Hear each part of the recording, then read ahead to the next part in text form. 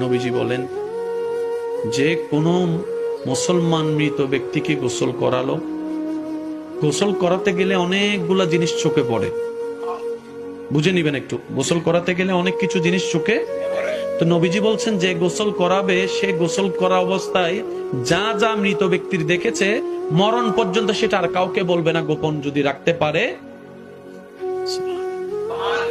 আল্লাহ তাআলা সেই গোসলদাতা ব্যক্তিকে 40 বার মাফ করে দিবেন। একবার দুইবার নয়, 40 বার মাফ করে দিবেন। আবার অন্য একটা রাওয়ায়াতে আছে তার জীবনে 40টা বড় বড় গুনাহ যা ক্ষমার অযোগ্য, এরকম 40টা বড় কবিরা গুনাহ আল্লাহ মাফ করে দিবেন। যে মৃত ব্যক্তিকে গোসল দেওয়া হবে, গোসল করানোর পর কি পড়ায়? যদি কষ্ট না হয় আওয়াজ দেন, কি পড়ায়? নবীজি বলছেন যে আল্লাহর সন্তুষ্টির জন্য কোন মৃত ব্যক্তিকে কাফনের কাপড় পরাবে, আল্লাহ তাআলা হাসরের ময়দানে তাকে জান্নাতি পোশাক পরাবে। এখানে আপনাদের এলাকায় কিছু ছেলেরা আছে, দেখবেন কোন মানুষ মারা গেলে নিজ দায়িত্বে এসে কবর খনন করে।